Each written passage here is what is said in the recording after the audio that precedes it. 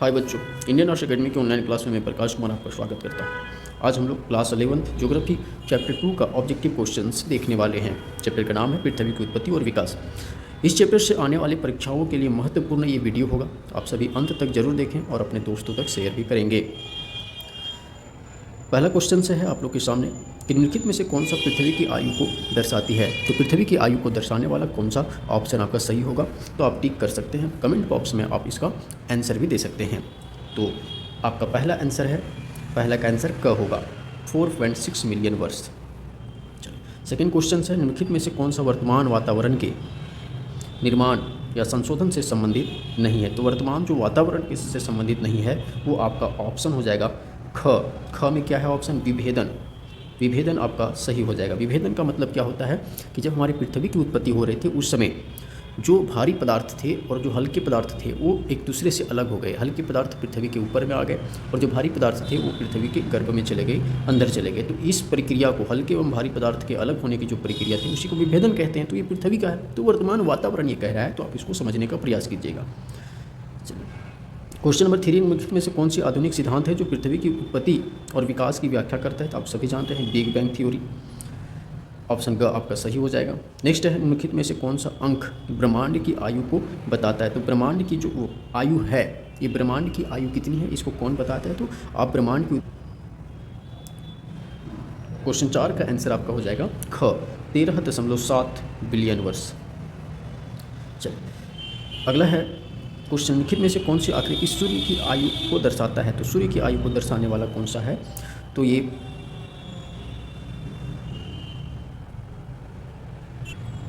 यहाँ पे आकृति नहीं होगा, अंक होगा। आप लोग इसको सुधार कर लीजिएगा, अंक यहाँ लिख सकते हैं अंक।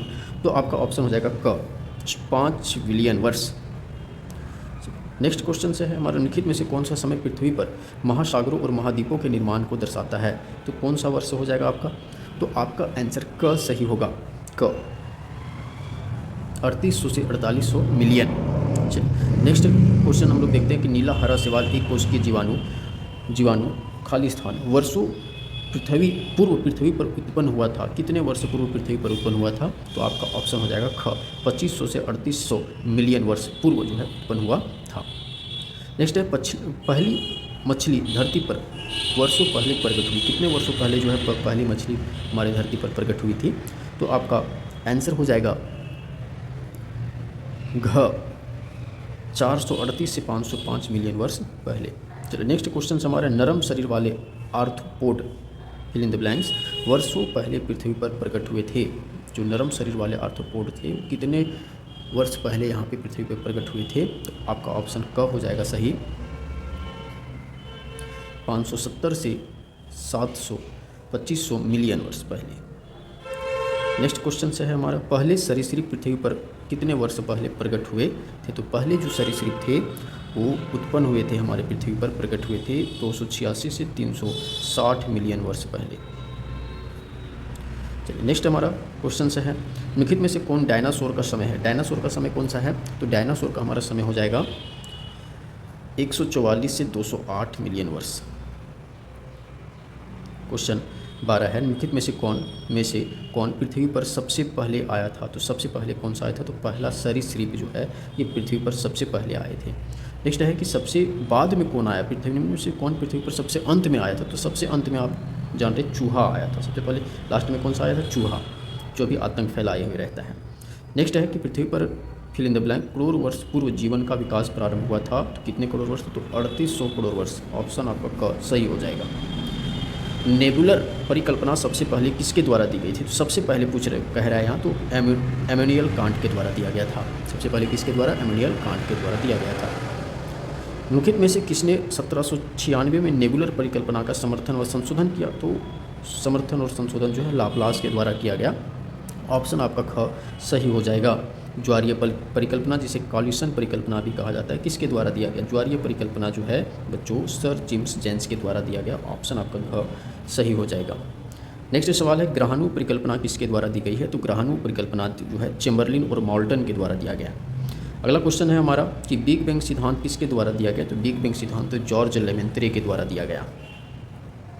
चलिए अगला है, पृथ्वी के प्रारंभिक वातावरण में मुख्य रूप से शामिल था। प्रारंभिक वातावरण में मुख्य रूप से हाइड्रोजन और हीलियम शामिल था। हाइड्रोजन और हीलियम शामिल थे। सौर मंडल में कितने ग्रह? बहुत आसान सा सवाल है, ये इंपॉर्टेंट भी है। आपका 8 ग्रह हो जाएगा सौर मंडल में। कितने ग्रह? 8 ग्रह।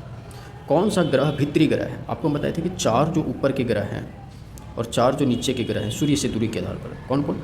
तो बुध, शुक्र, पृथ्वी, मंगल, ये भित्री ग्रह हैं। तो आप देख लीजिए उसमें से ऑप्शन कौन सा है। तो भित्री ग्रह कौन सा है? तो यहाँ पे आपका हो जाएगा पृथ्वी। कौन सा हो जाएगा? पृथ्वी भित्री ग्रह है। नेक्स्ट इसी तरह का सवाल एक आता है, कौन सा ग्रह भित्री ग्रह नहीं है? तो आपको बताया कि भित्री ग्रह कौन कौन से नहीं है? जो जोवियन ग्रह हैं, जो बाह्य ग्रह हैं। तो बृहस्पति, शनि, अरुण और वरुण, ये भित्री ग्रह, बाहरी ग्रह है, ये भित्री ग्रह नहीं है। तो उसके अतिरिक्त कौन है आपका ऑप्शन में? कौन सी ग्रह भित्री ग्रह नहीं है? तो आपका शनि जो है भित्री ग्रह नहीं है। ऑप्शन डी आपका सही हो जाएगा। एमैनुएल कांट किस देश के निवासी हैं? तो बच्चों एमैनुएल कांट जो है जर्मनी के निवासी थे। ऑप्शन डी आपका सही हो जाएगा। लाप्लास ने निहारिका सिद्धांत कब प्रस्तुत किया? तो इस तरह से क्वेश्चन आप ऊपर में भी देखे थे। 1796 में एमैनुएल कांट ने निहारिका परिकल्पना प्रस्तुत किया अपने संशोधन के साथ। तो इस प्रकार से आपके 25 ऑब्जेक्टिव क्वेश्चन हो गए। इससे बाहर के भी क्वेश्चन आपके एग्जाम में नहीं आएगा। आप इन सभी क्वेश्चनों को, इन सभी ऑब्जेक्टिव सवालों को अपनी कॉपी में नोट कर लें और यदि आपको वीडियो अच्छा लगा हो तो अपने दोस्तों तक इसे शेयर करें।